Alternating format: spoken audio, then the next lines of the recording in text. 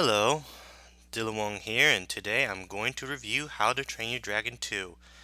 Now, I actually liked the first How to Train Your Dragon, which came out 4 years ago. Though at first I wasn't too excited for this film when I saw the preview, but when I saw the film, it turned out to be a big surprise, and overall, it's a great animated film. After the first film was a critical and box office success, DreamWorks Animation had finally announced that they're making a sequel. Now that I saw How to Train Your Dragon 2 with my uncle in IMAX 3D, what do I think of the movie? I think this is a fantastic animated sequel. I actually like this more than the first. Of course, as always, this is a non-spoiler review, so let's move on. Let's get to the story. The story took place 5 years after the events of the first film, where the Vikings and the dragons finally made peace together. Hiccup, now a teenager, and his friend, Toothless the dragon, decided to go out and see the world until they encountered the dragon trappers, who wants to capture the entire dragons for their evil leader, Drago, as well as Hiccup's long-lost mother. When Hiccup finally found his mother, he realized that his mother was protecting the dragons the whole time. So when Hiccup's father was in the search for his son Hiccup, he finally found him, but much to his surprise, he realized that his wife was alive and reunited together as a family. However, they later faced a new threat. So Hiccup, his mother, his father, his girlfriend, and his friends team up together to fight the dragons and fight Draco and his army. I think the story of this film was actually better than the first film. Now, even though the story for the first film was good, but not as good as other DreamWorks animated films like Ants, The Prince of Egypt, Shrek 1 and 2, Kung Fu Panda 1 and 2, and Puss in Boots. Now let's get to the animation. The animation of this film I think was really amazing. The landscape was beautiful to look at, especially the details of the buildings, the sea, the trees, and the mountain. I really do like the designs of the ships and tools. The characters and the dragons I also think are well animated. The way they move, act, and feel, the animators at DreamWorks really know what they are doing. So I think the animation of this film is just as good as the first film. Now for the voicing, directing, and music. Let's start with the main character, Hiccup, voiced by Jay Baruchel, who voiced him in the first film. He did a pretty good job voicing that character. Unlike Hiccup in the first film where he acts immature and a wimp, in this film he acts more mature and wants to follow his father's footsteps.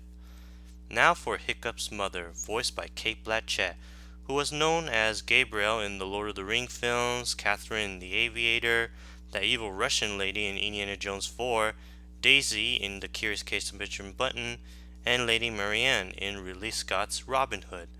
Wow, she did an amazing job voicing that character.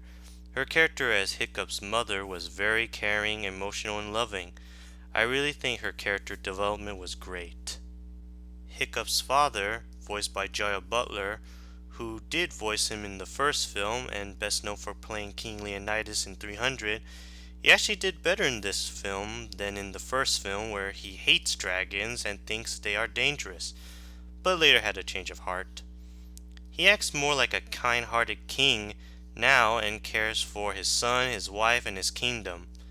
Hiccup's girlfriend, voiced by Amanda Ferreira, again from the first film, she did pretty cool voicing that character as she did in the first film. Her character is a very tough girl and she thinks she's brave. I really do like this character.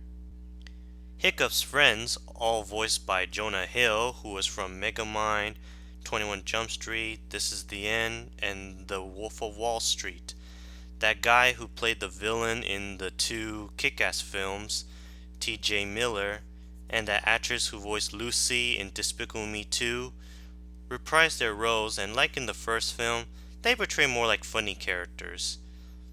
Then we are introduced to new characters like Eret the Dragon Trapper, voiced by Kit Harington from Game of Thrones, and the villain, Draco, voiced by Djimon Hounsou, who was from movies like Amistad, Gladiator, and of course we will see him in Guardian of the Galaxy.